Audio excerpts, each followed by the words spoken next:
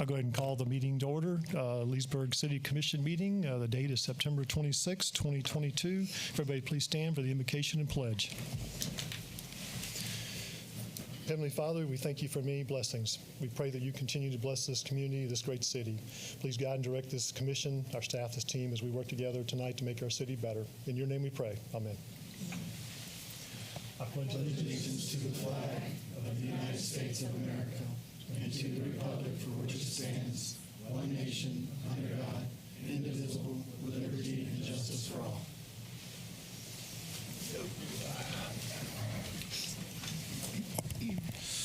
Okay. Proclamations, we have none. Presentations, we have none. Moving on to public comments. This section is reserved for members of the public to bring up matters of concern or opportunities for praise. Issues brought up will not be discussed in detail at this meeting. Issues will either be referred to the proper staff or will be scheduled for consideration at a future City Commission meeting. Comments are limited to 3 minutes. Any public comments?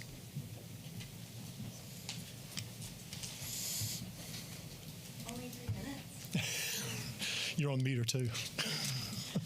I just wanted to let everybody know our end of summer splash that was scheduled for Saturday. We are going to cancel it for this year. We'll do it for 2023, but with the thank you. Did you want me to start over? Oh, the end of summer splash that was coming this Saturday. We're going to cancel it for this year, but we will do it again next year. But just wanted to let everybody know. Thank you very much. Okay. Thank you, Joni.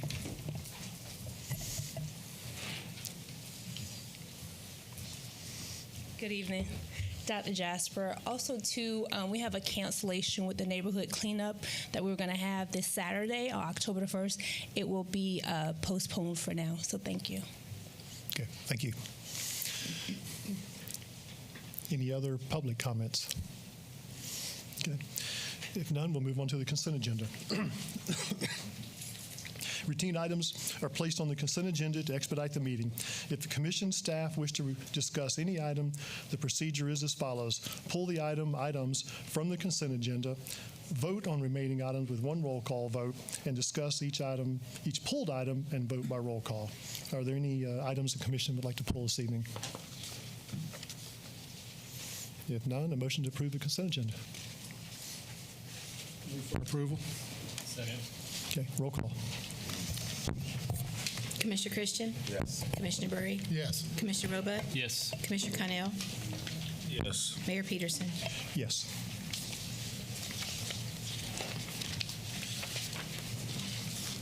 Wow. Okay, moving on to public hearings and non-routine items. Would someone, okay, budget. Yes. So announce the name of the taxing authority, the rolled back rate, and the millage rate to be levied. Name of taxing authority, the City of Leesburg, Florida. The current year rollback rate of 3.6583. The proposed millage rate of 4.0192 is 9.8% higher than the current year rollback rate. The millage rate to be levied, 4.0192 mils per 1,000. Any discussion on proposed millage rate? We don't have any staff presentation for the millage rate. It's as we've discussed. Under the budget, we'll have a couple of comments for you, Mr. Mayor, when we do the discussion during the budget adoption portion of the hearing. Okay. Thank you. Any public comments? If none, okay. Request comment. Okay, comments. Okay. Discuss proposed aggregate millage rate. Sorry. That's okay. On July 11th, the Commission approved the tentative millage rate of 4.0192 mils per 1,000. This is an increase from the prior fiscal year. Whereas the proposed budget was developed using 4.0192 mils per 1,000, therefore the tentative millage rate of 4.0192 mils per 1,000 represents a 9.87% increase from the current year rollback rate, which is attributable to additional expenses and is a tax increase under TRIM guidelines. Okay. Any comments from the commission? Any public comments? Okay. If none, would someone please introduce 6A4? Introduce has to be read by title only. Resolution of the City Commission of the City of Leesburg, Florida, finally adopting 4.0192 mills as the fiscal year 2022-23 millage rate for the City of Leesburg, Florida, representing the current year proposed aggregate millage rate of 4.0192 mills, which is 9.87% more than the current year rolled-back rate of 3.6583 mills, and providing an effective date. Any comments from the commission? Any public comments? Okay. Well, we need a roll call. Move for approval. Okay. Okay, roll call. Commissioner Berry? Yes. Commissioner Roebuck? Yes. Commissioner Connell? Yes. Commissioner Christian? Yes. Mayor Peterson? Yes. Would someone please introduce 6A6? Another duty has to be read by title only. Resolution of the City Commission of the City of Leesburg, Florida, adopting the fiscal year 2022-23 budget for the City of Leesburg, Florida, and providing an effective date. Okay, motion for approval. Move for approval. Second.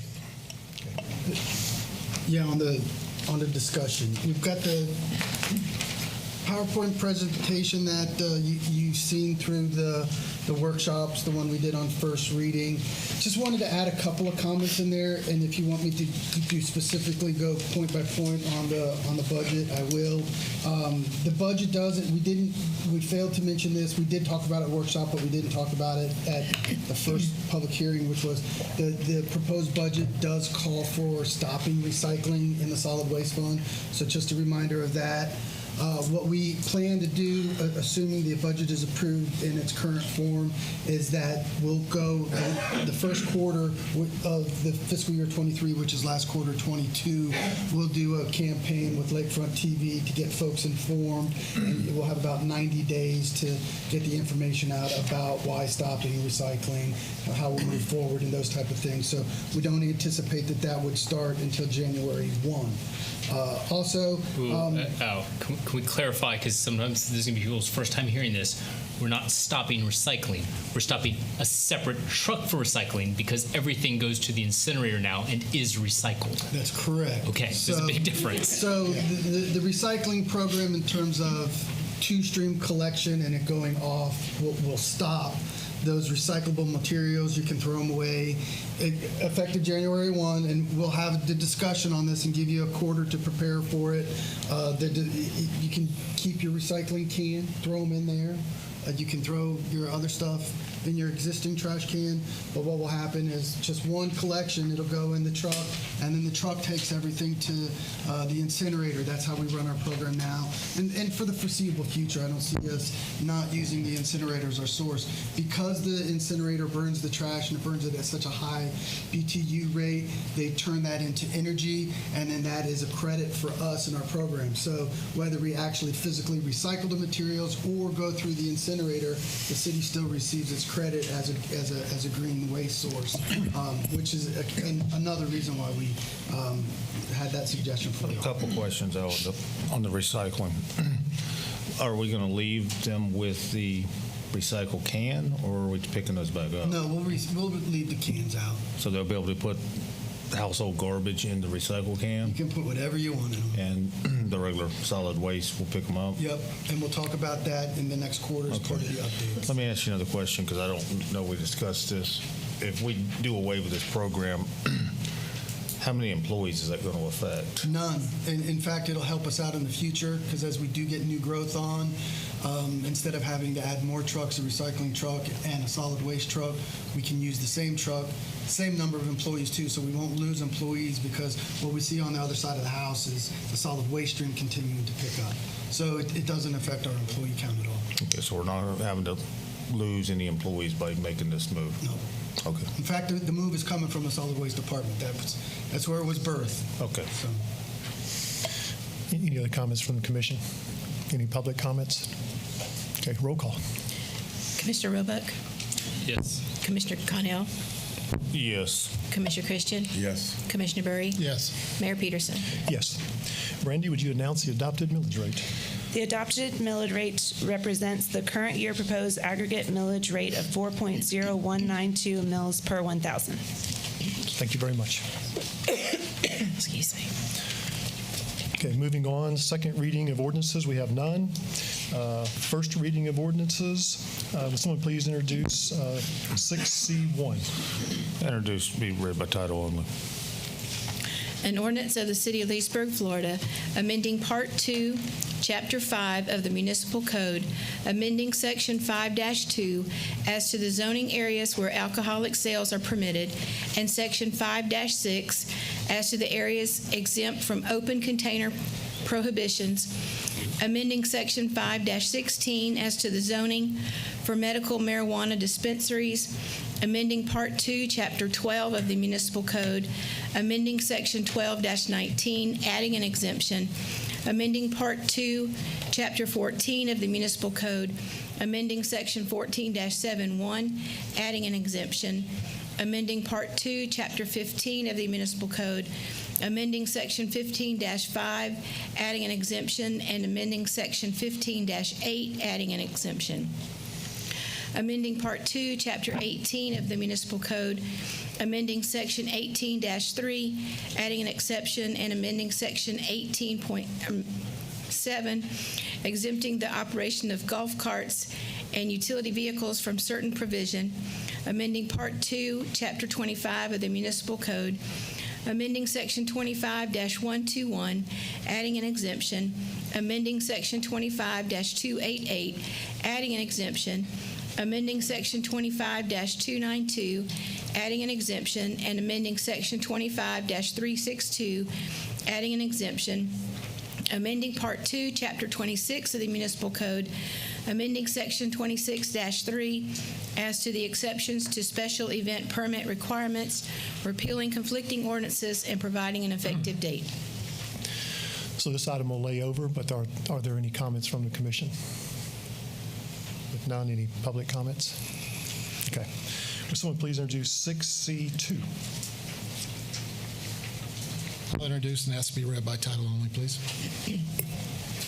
An ordinance of the City of Leesburg, Florida, vacating approximately 6,100.80 square feet of Walker Road unconstructed easement consisting of an area 203.36 feet long by 30.0 feet wide, MOL, lying north of Toller Road, and vacating approximately 4,723.05 square feet of Sing Road unconstructed easement consisting of 314.87 feet long by 15.0 feet wide, MOL, lying north of Toller Road, and vacating approximately 6,480.60 square feet of Toller Road unconstructed easement consisting of an area approximately 216.02 feet long by 30.0 feet wide, MOL, lying east of Sing Road, said property being generally located in an unconstructed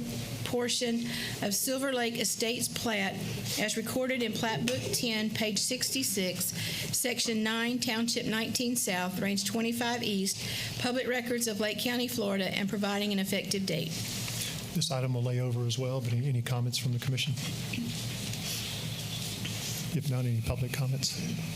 Okay. Will someone please introduce 6C3? Introduced and asked to be read by title only. An ordinance of the City of Leesburg, Florida, correcting a scrivener's error in Ordinance 22-17 by amending the language in Section D1F from 7.5 feet to 5 feet for the side setback requirement, and amending the language in Section D2B to read 10 feet instead of 15 feet for building separation requirements for property consisting of approximately 41.69 acres, being generally located west of County Road 44 and north of Sing Road, as legally described in Section 1, Township 19 South, Range 25 East, Lake County, Florida, and providing an effective date. So this item will lay over, but any comments from the commission?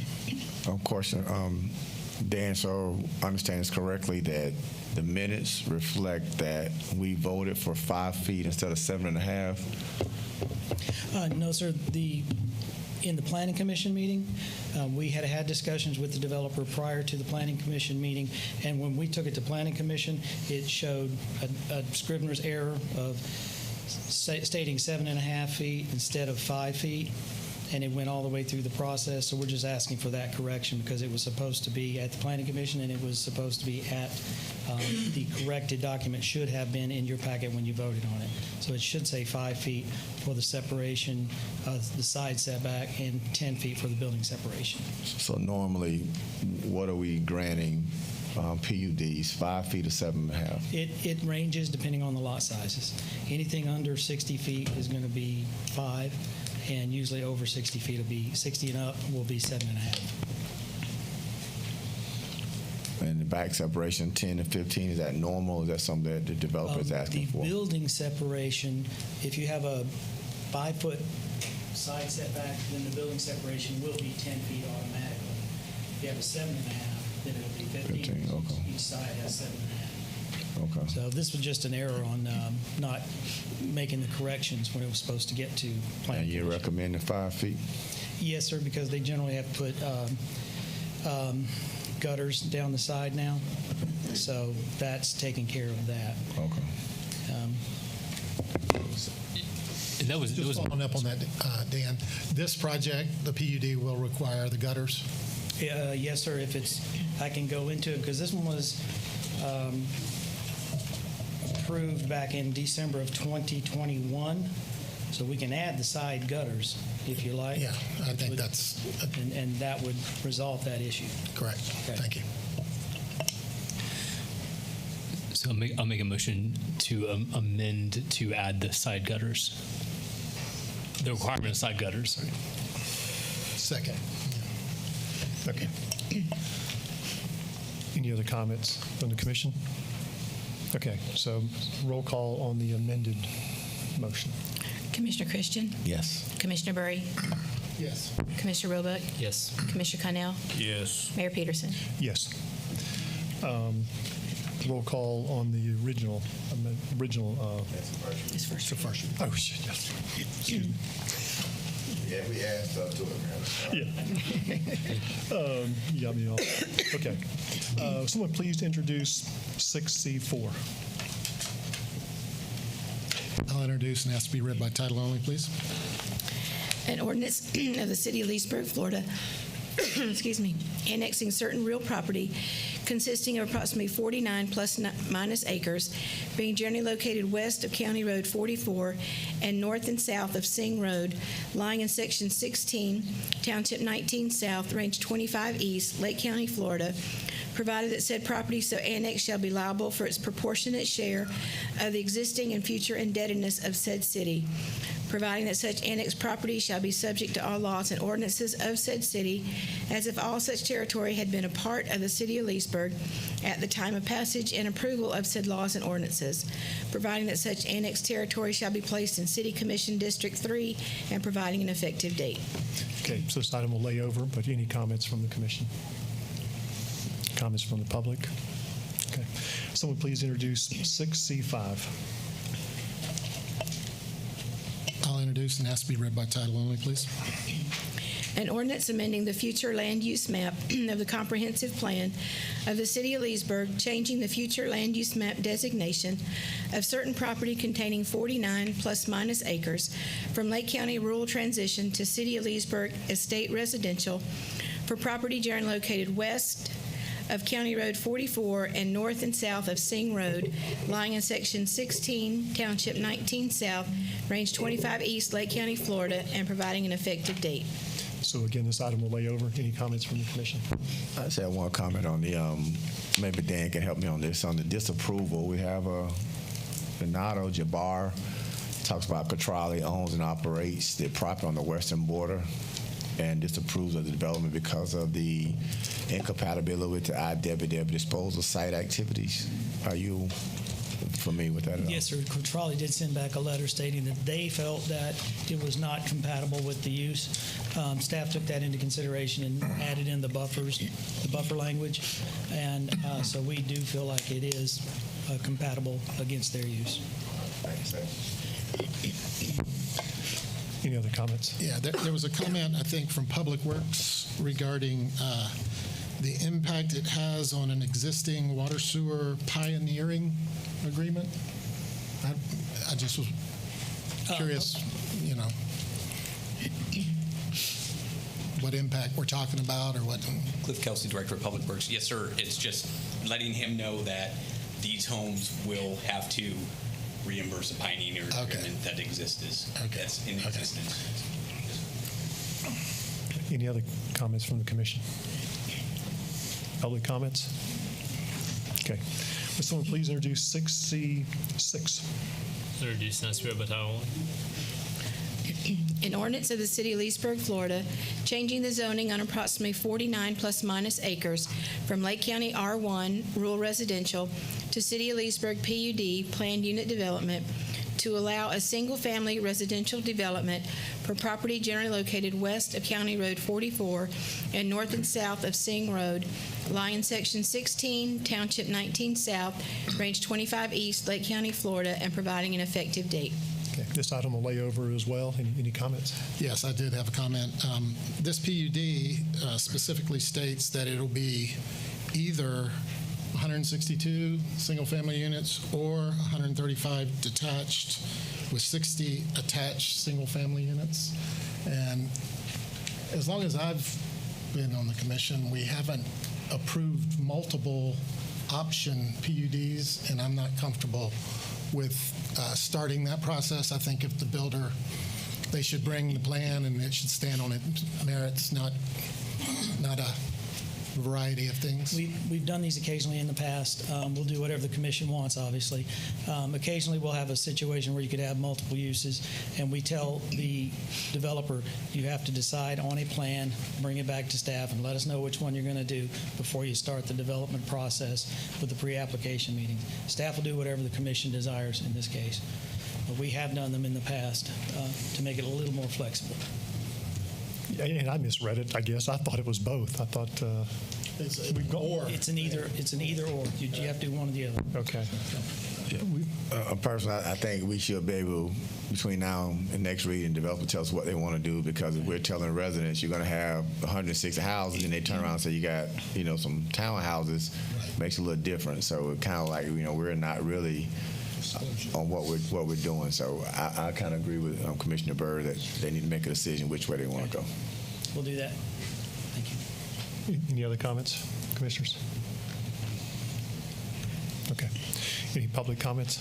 If none, can we please introduce 6C7? Introduced and read by title only. An ordinance amending the future land use map of the comprehensive plan of the City of Leesburg, changing the future land use map designation of certain property containing 59.6 plus minus acres from City of Leesburg Industrial to City of Leesburg Estate Residential for property generally located east of County Road 33 and north of Manor Oaks Court, lying in Section 22, Township 20 South, Range 24 East, Lake County, Florida, and providing an effective date. So this item will lay over, but any comments? Are these age restricted, Dan? No? Okay. Any other comments? Just so, and I think we've done these in another. I don't have. So it's near some industrial, and we had the complaints behind Arlington Ridge. Now, there's so much residential out there and surrounding it. I'm okay with it being residential, but I'd like something to. I think we did this on another one. And maybe Grant would have an idea how to accomplish this. It's been a while. Where that when at closing, the residents have to sign something acknowledging the commercial use nearby. So when they come back, we can, and complain like, well, you were there, you know about it. Yes, sir. That is doable, and as you said, to sort of as an idea of notifying the public of what's possible coming in there, so there's no surprises as far as anybody's concerned. But that is something that can be done. Good. Any other comments? Any public comments? Okay. Someone please introduce 6C8. Introduced and read by title only. An ordinance of the City of Leesburg, Florida, changing the zoning on approximately 59.6 plus minus acres from City of Leesburg M1 Industrial to City of Leesburg PUD Planned Unit Development to allow a single-family residential development for property generally located east of County Road 33 and north of Manor Oaks Court, lying in Section 22, Township 20 South, Range 24 East, Lake County, Florida, and providing an effective date. So another layover item. Any comments, commissioners? I do have a couple questions. Dan, what's the density on this development? For Cedar Creek, 2.37. Okay, and 2.7.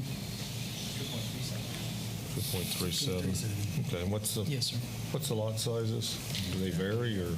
There's a maximum of 70 lots. There are different lot sizes. 70 lots at 50s for 6,000 square feet, and a minimum of 71 lots at 60s for 7,200 square feet, yielding 2.8, a little bit less than that, units per acre. They're still got 35% open space and dark sky lighting and trees in every yard and everything. Okay, what's the what's setbacks on it? 25 feet on the front, 18 on the rear, and 5, I believe, on the sides And they're for all the gutter ordinance. They're all single family detached. Yes. Mr. Bello, I thought you were retired, so I asked Dan since you're retired. But so D.R. Horton is the builder. They've already just. No, there is no designated builder. The facades were borrowed from them because they were close to them. Greg Bellevue with LPG, 1162 Camp Avenue, Mount Dora. Also, one of the things we did, if you look at the designs of the plan, we had to redesign this project because we had to save a lot of trees that were greater than 36 inches and 48 inches. So the tree canopy was saved, and we realigned the road, and we took out some lots. So that was one of the design criteria for this one, was preservation of the larger trees. Also, the open space and parks were against where the industrial is. So there are no lots anywhere near the industrial neighbors. So that was another consideration we did, was in recognition of the industrial properties that are to the north. So there's a large buffer there. And in P&Z, we acknowledged that the fact that the properties to the northeast were industrial, and we acknowledged a condition in the PUD for that recognition, and that there would be a deed notification to acknowledge them. Because we remembered years ago, you had some experience with Arlington Ridge and a neighbor that was either a concrete plant or an asphalt plant that expressed their concerns about that going on. So we recall that experience. So we didn't want to have that coming back to you with this project. We also added extra buffering on the south side because our neighbors to the south expressed their concerns because we were not plus 55. And they wanted to make sure that we had a buffer with a fence on the south side to keep our children encased in our community so that they wouldn't bother the plus 55 folks to the south. So we agreed to that condition. Greg, is the entrance and exits are all off of 33? They're off to 33, yes, sir. Are they going to require any like a turn decel lane or thing on there? Probably once we get with Public Works. Okay. All our traffic studies were completed, and we showed no problems with the LOS. Okay. Thank you, Greg. Any other comments, questions?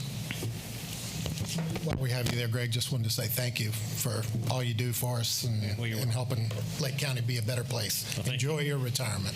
Well, I'll try. I've got a few cases I got to close out for a while. Once my retirement notification went out, I had some clients in less than 10 minutes email and call. So Not quite yet. Depends on the project. Well, congratulations, Greg. Any other comments, commissioners? If not, any public comments? If none, would somebody please introduce 6C9? I'll introduce and ask to be read by title only, please.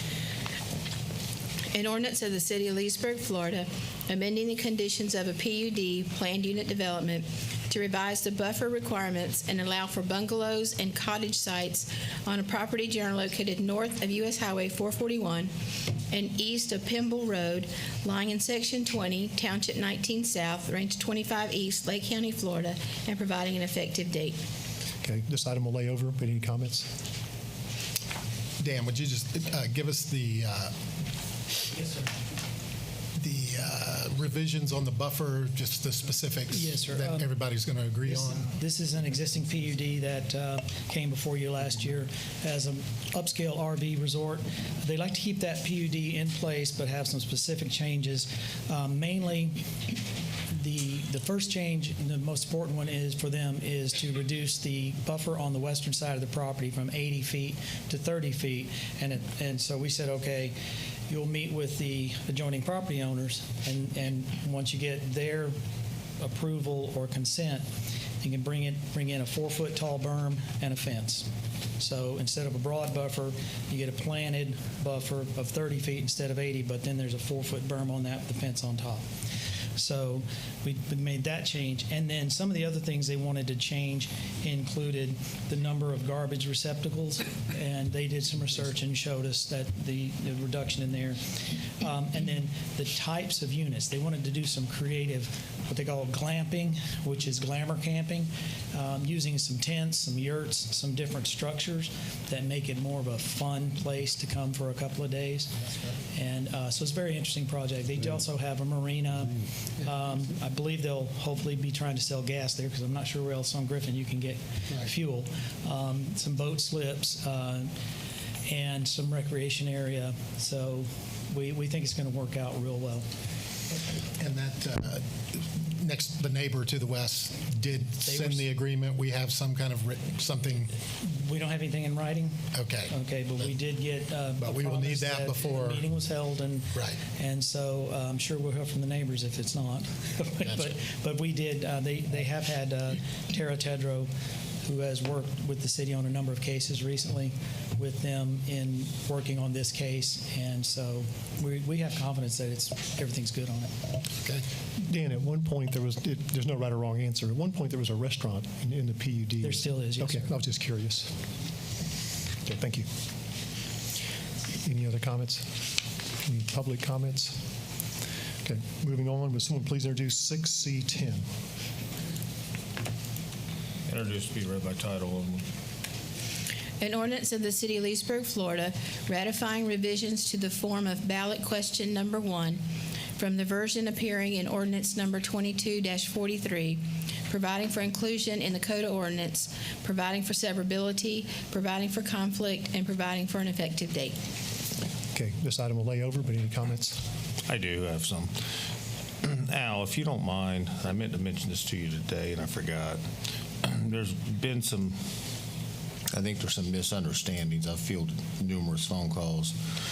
And could you just maybe inform the public what a yes vote or a no vote on these changes would actually mean?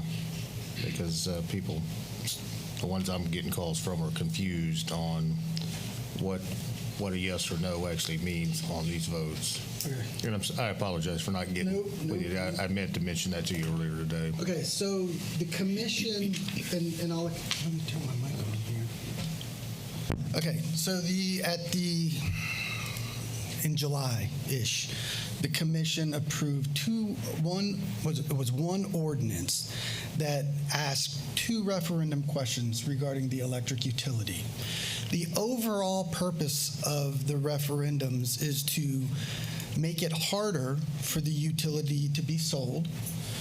The purpose that we want in that is severalfold. One is to ensure that the utility is managed by the city and hopefully in perpetuity. And 2, as the city grows to the south, we're going to have a considerable amount of residents who would be Leesburg residents, but not on the Leesburg electric system. And as the utility is managed by the city commission, there could be elected officials who have interest in the utility but don't use the utility service. So the purpose then is to make it harder for a sale. Where would a sale come from? An investor-owned utility, a merger with SECO, something like that. And then lastly, in that route, I think the utility is seen as the best responder in severe weather times. And I think we have a demonstrated history of that. So it serves the community-wide purpose to keep the public utility a public utility. The second part is to ensure that the public utility is ran as a utility first. And the best way a public utility or municipal utility can do that is to control its franchise, or not, I'm sorry, is to control its transfer amounts. So in the charter, the next question, it does that. It limits that. So, and that's a good thing, because as the utility limits its transfer amount, that amount is directly connected into the base rate. And so there can't be a need for, let's say you need some money in the general fund. So you go increase your electric fee, or you increase your transfer, which puts a load on the electric fund then to pay general operations. And in the past, I'll say the past 9 years, the City Commission has done opposite. We've reduced our transfer to represent, and that's where I got the franchise word, to represent what a typical franchise fee looks like. So what is a franchise fee? A franchise fee is a municipal corporation's right by statute to control its right-of-ways, and they have the ultimate franchise on what's considered a municipal service. A municipal service is water, sewer, electric, solid waste services. Those are municipal services, and statutes gives the municipal corporation, so whatever city it is, Leesburg, Fruitland Park, Clearwater, Lakeland, Groveland, Claremont, those cities have the right inside its corporate limits to charge a franchise for an outside entity to come in, A, and provide a municipal service, and then B, charge a fee for using the public rights of ways to provide those easements. So the typical franchise fee is 6%.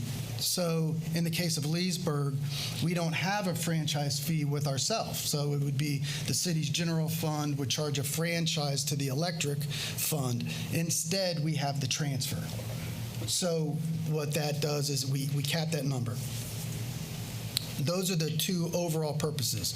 So what question number one asks is, it says, it does two things. It says, if the city would ever consider selling, and now we go, any enterprise fund of the city, which would be water, sewer, gas, electric, then you would need a referendum.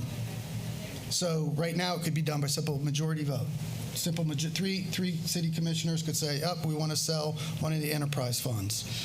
So we're making that harder to do. We're making it harder to sell the electric utility to protect it and keep it publicly owned and publicly operated.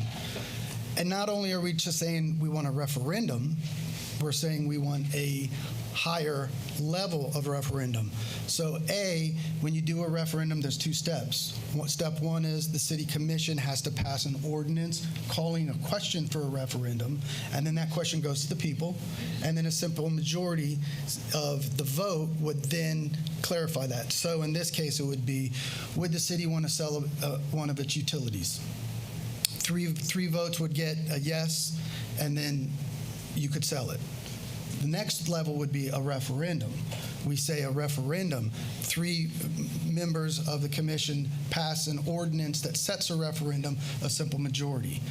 We go a step further in this referendum questions, and we want a special referendum, so that we say to cause a referendum, we want a supermajority of the city commissioners, which would be 4.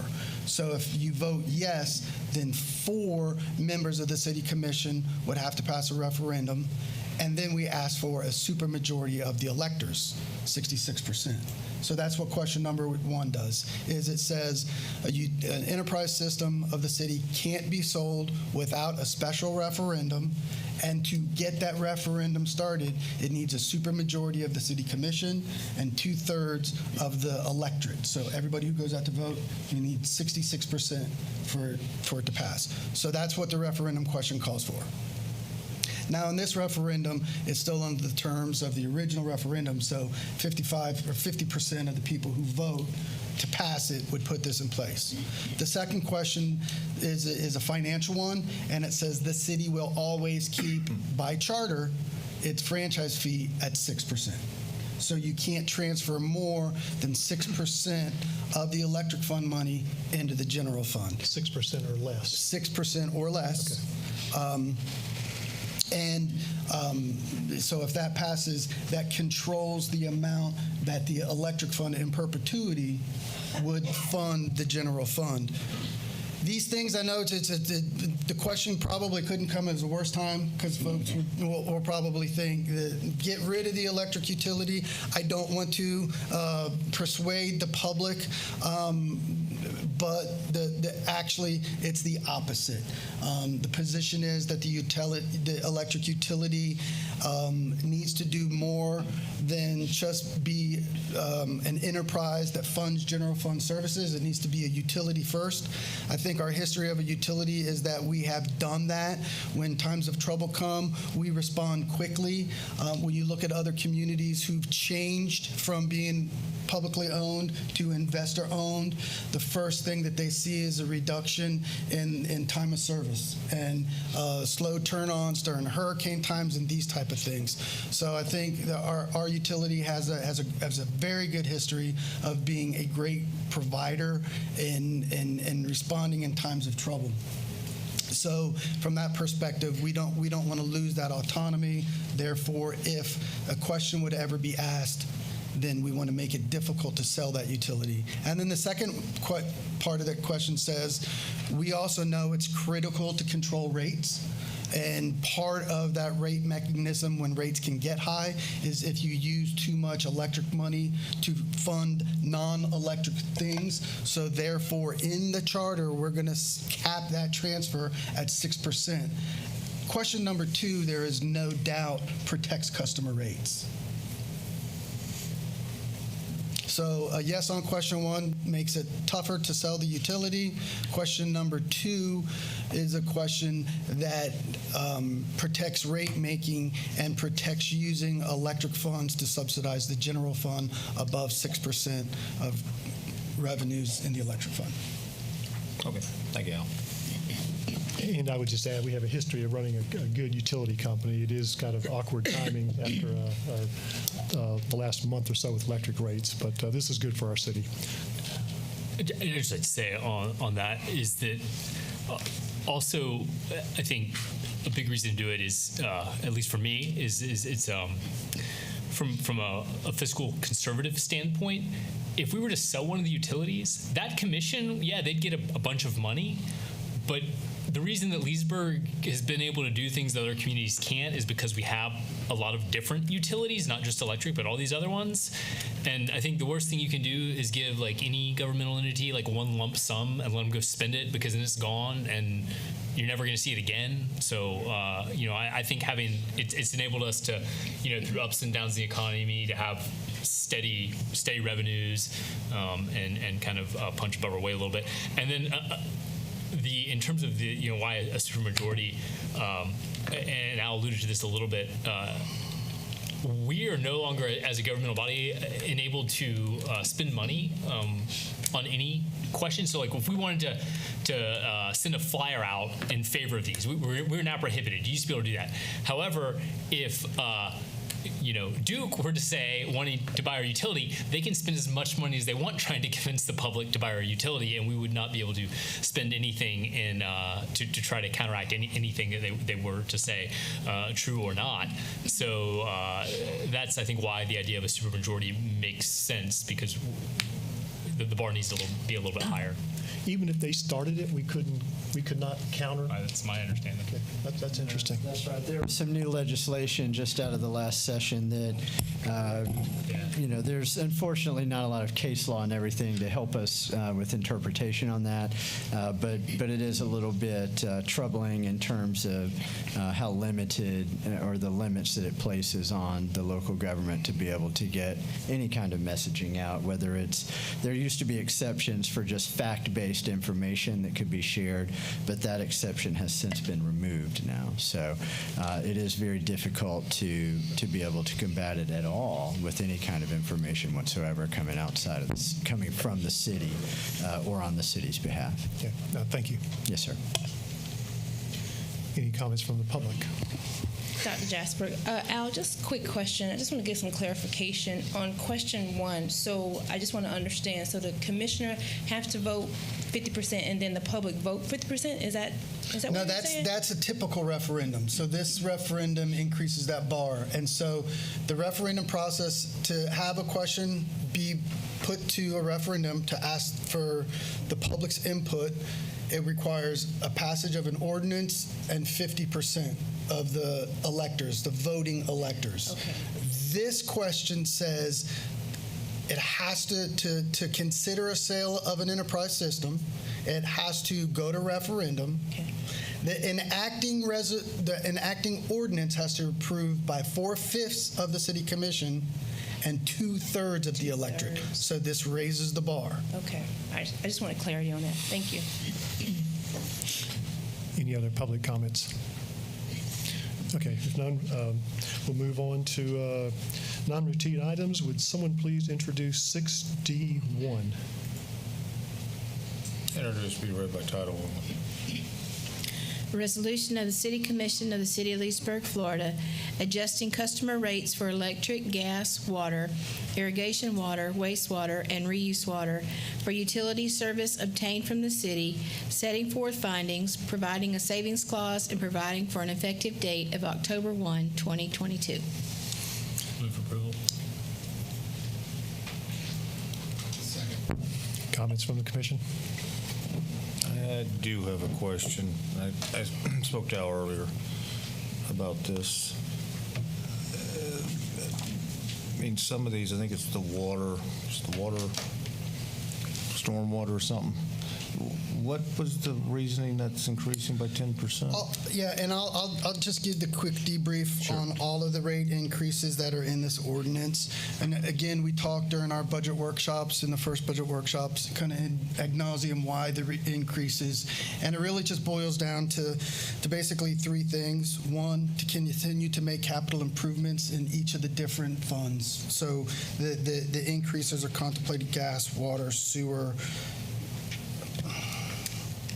electric.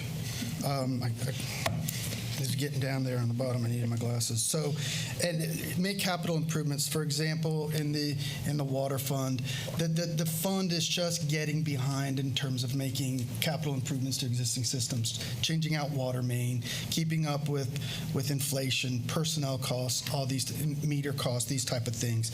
And that theme is just reflective. Whether it's same with gas prices, as far as getting equipment has increased, our personnel costs have increased. We're seeing inflation throughout all of our enterprise operations, and none of the utilities have seen any type of increase since I've been here. In fact, we've probably gone the other way, other than CIP increases. So this is the first base increase. So on the gas side, what we're looking at is just an increase in the customer charge of $4.70 a month. That makes us competitive and slightly underneath our biggest competitor, which is TECO. So even with the $4.70 a month increase on gas, the Leesburg rate will still be less than TECO.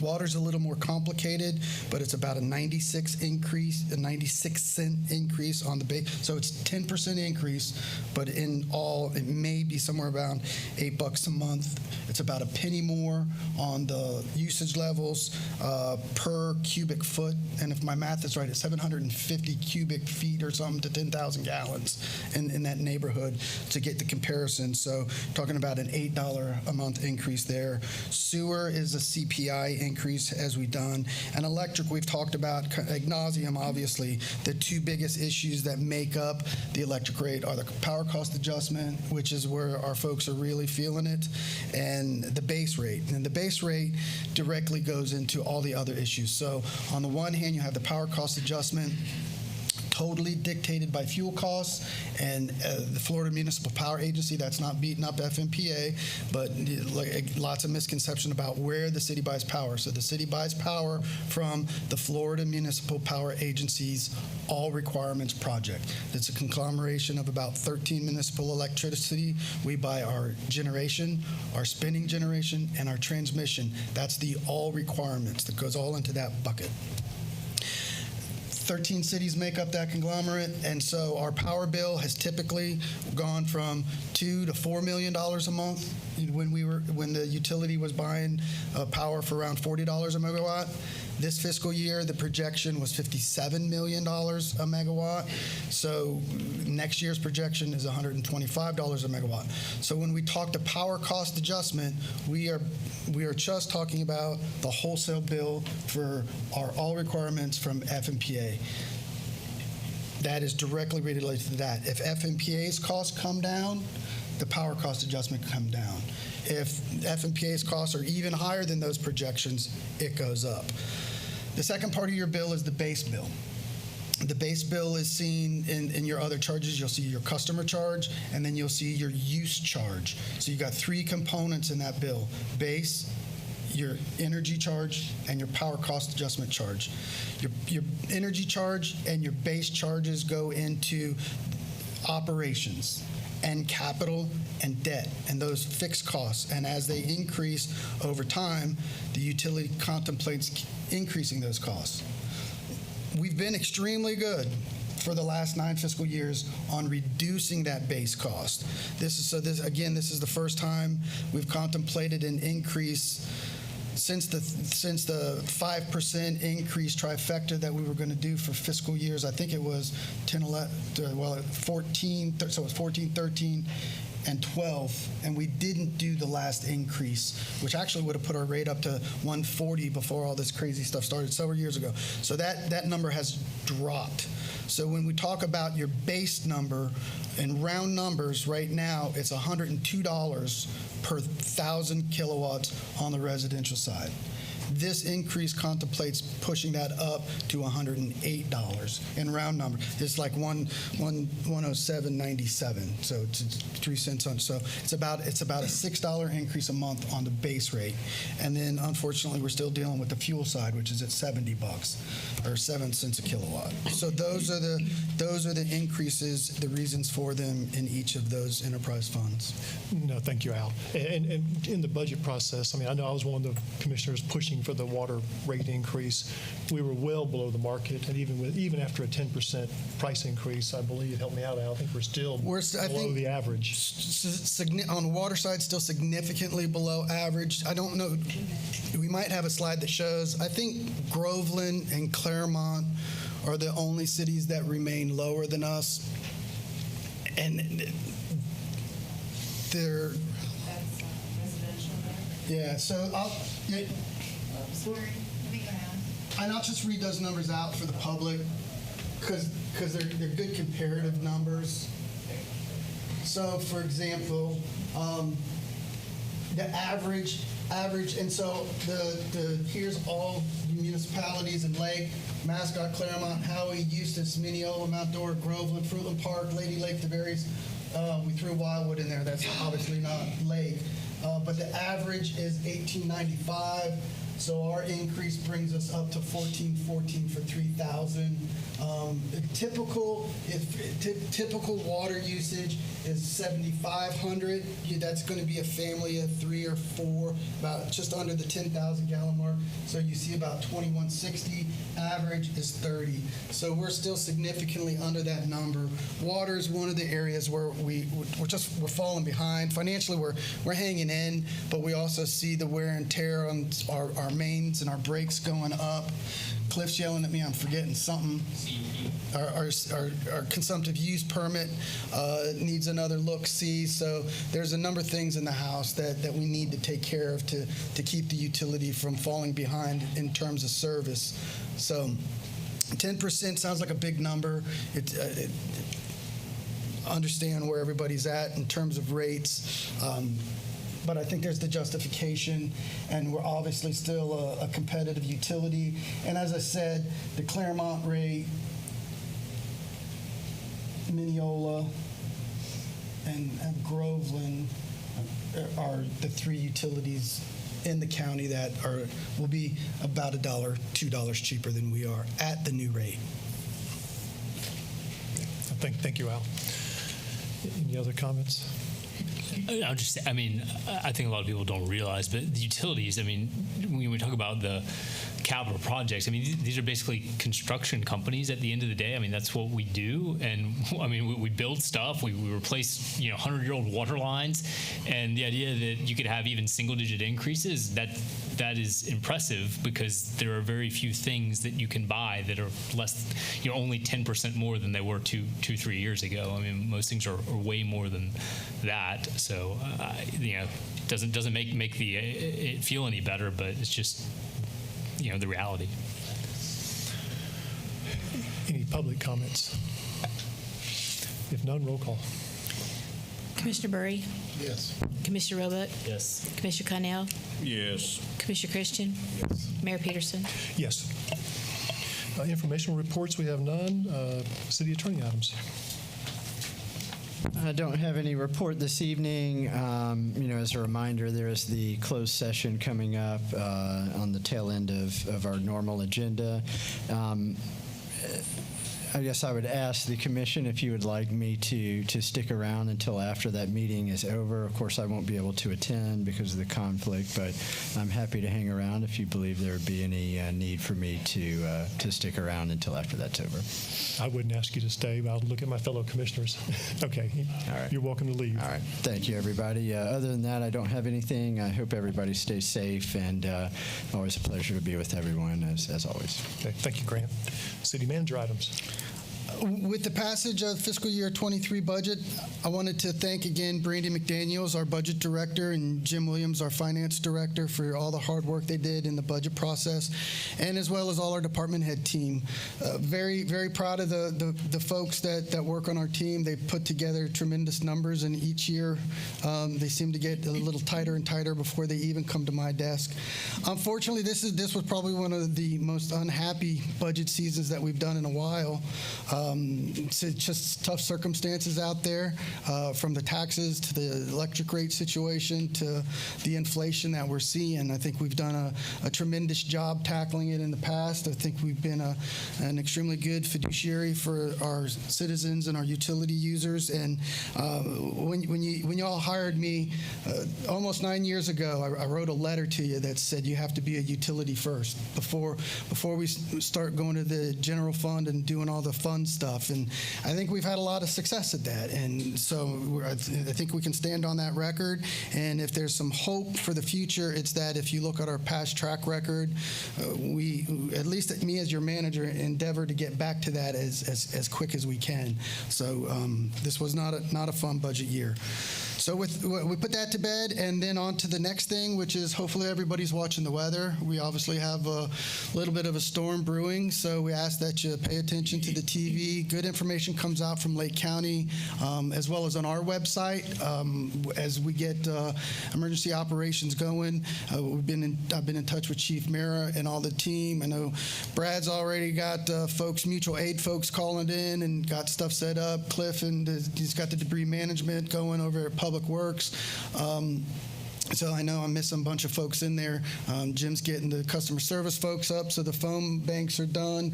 We're getting on some online video or visual stuff on our IVR. In English, that means we'll get a map out on our outages and with some times on hopefully how that stuff will come down. Give us some time to do so right after the storm if it is significant. Give us some time to do some assessments. We got to get out there and see what's down, and then we'll get some assessments up on what we get back up. And remember, we get the emergency lines back on first. So that's if you live in the downtown area around the hospital, you're a lucky customer. So the hospitals are that's the circuit we look to get on first, and we kind of work it backwards with the schools and those type of stuff. And the electric department does a great job of that. So keep in touch with the news. Obviously, the weather channels do a great job reporting. Keep in touch with the county website and our website, and we'll keep everybody informed. So stay safe, and we're getting ready.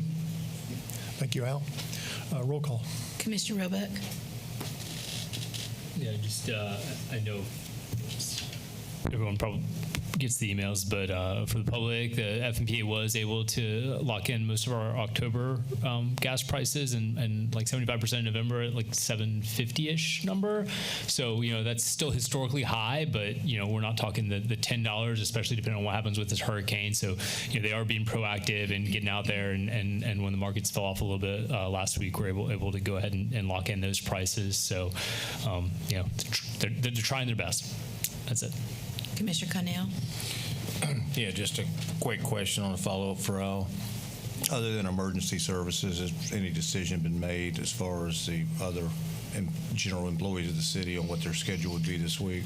We'll probably follow suit, and I'll get with the commission before we make a determination. Chief Mayor and I were looking probably for mid-morning, 9-10 o'clock time frame to make a decision tomorrow. The storm looks like it's still impacting Pinellas and Hillsborough. 0800 Wednesday-ish, and it does. The projections seem to be moving a little bit faster and a little more east, so it's got our attention. But we still think probably mid-morning tomorrow we'll make a call. It probably will look like a Wednesday, Thursday shutdown.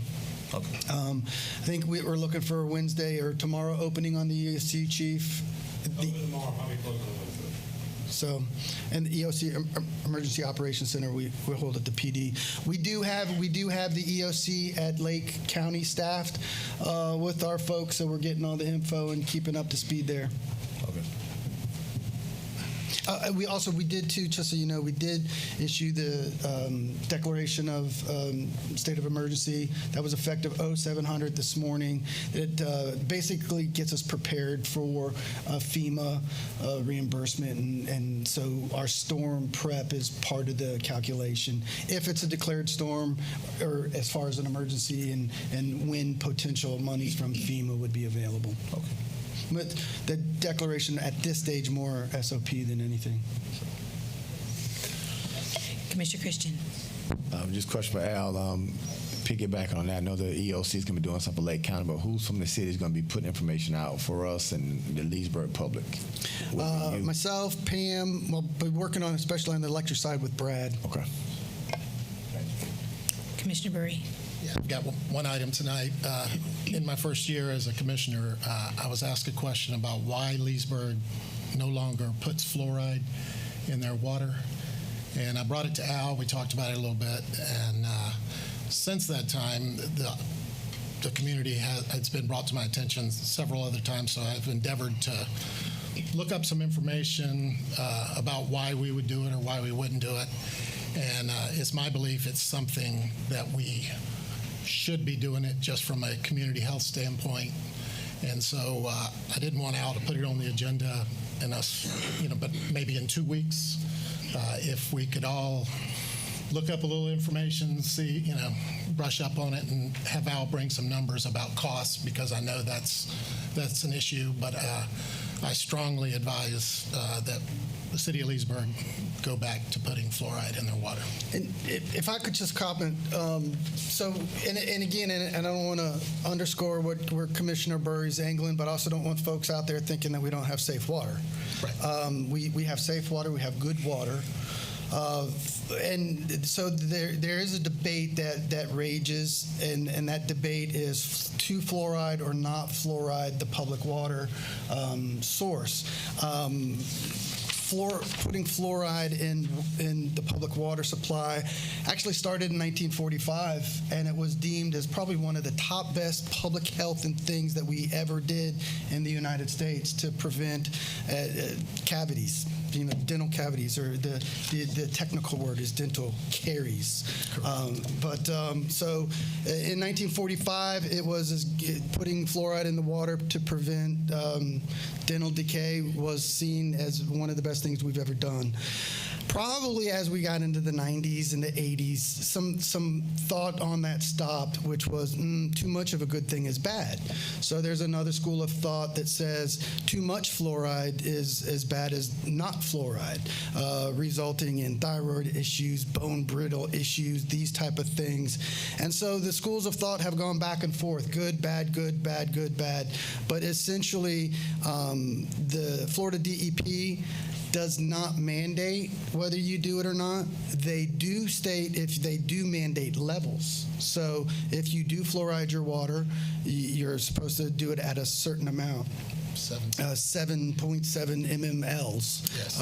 And other folks point out too that there's fluoride in our water naturally, and just so in that matter, our level hangs around 0.2 mmLs. So Leesburg and I think FDEP, the data out there from the health department and FDEP is about 75% of all public water systems in the state of Florida do put fluoride. It's 78, right? 78% do put fluoride in their water. And region to region, it varies. Our region, Lake County, Marion, is a little bit smaller, and we can go on to as why. I mean, back in the day, this was the dinosaur graveyard, right? So there's natural phosphorus in the grounds and those type of things, which is what fluoride is. But long story short, Leesburg stopped, and we stopped in 2000 for financial reasons and safety reasons. When we upgraded the SCADA system, we saw it as a big cost to do the monitoring and the SCADA equipment. A little bit of a safety precaution too, because if folks don't have to deal with it, it makes their job a little bit easier. So we stopped back in 2001. The question hadn't been kicked around until Commissioner Burry brought it to my attention. In fact, I can't take Bill Mathias also brought this to my attention as well, because I think he had a conversation with the same dentist. But where this is at is Commissioner Burry is correct. There is a public safety, or not a public health, a public health issue associated. So what I will do is I'll put together the financial data and bring it back to the commission. My rough house number is probably going to be a six-digit number to get the hardware and the software and the pumps back up. Oh, 6 I see. And medium, I'll throw the WAG out there. It's probably somewhere between 250 and $500,000. Operationally, probably there's a price increase. I'm really guessing now, but probably 50 to 75 grand. But we won't use that much fluoride because of just of our natural issues, but. Those are guesses, in a quick conversation I had with our chief water plant guy, Al Purvis. So I will get the data for you. Right. I'll bring it back to you, and you can direct us as you go. And in the interim, if you can't sleep at night, there's a whole bunch of stuff where you can read about the fluoride issue. But I think Commissioner Burry has a good point. There is and it's for and really it's a source of fluoride for financially hardship part of the community that don't have access to dentists, that don't have access to good fluoride, and so getting it from the public water is an important part that we did unplug in unplugging the pump, so to speak. So more info on that. Yeah. So excuse me, part of your data is going to be other cities around us who use the fluoride in the water. Around us, they don't. Yeah, around us they don't. I can get you that data too. I mean, off the top of my head, the big ones you're looking: Claremont, I think Groveland's in there too, Claremont, but I'm not going to say Groveland specifically, but I definitely recall Claremont, Mount Dora, and Tavares were no. Okay. Is there anything else we're allowed to put in our water if we want to? Is fluoride what we're limited? Yeah, and just following up on the Al's comment, the Department of Health has a good little, Florida Department of Health about community water fluoridation, and the number that Al said, 78% of providers in the state put fluoride in the water. So we're, that should tell you one thing. Florida Department, they do almost everything except tell you to do it. Right. If you look at, it says Florida, water fluoridation is safe, effective, and healthy. The American Dental Association, the American Medical Association, the Academy of Pediatrics, the World Health Organization, blah, blah, blah, on and on, endorses this practice. So I really think it's something we should look at. I'm not, again, I understand that finances is always something, but nonetheless, I feel pretty strongly that this is an important issue that we provide to our citizens. And I thought there was fluoride in our water. Nothing tonight. So this will suspend the regular meeting, and we will move into our meeting with the council. Have a good night, man. I'm going to get it.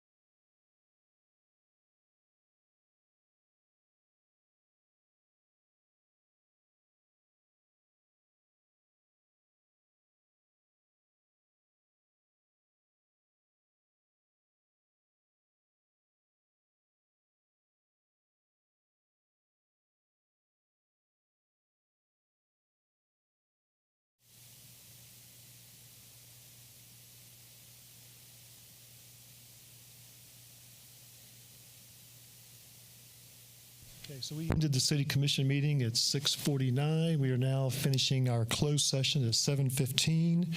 I'll reopen the commission meeting, and if there are no comments as I look around, we're adjourned. Damn.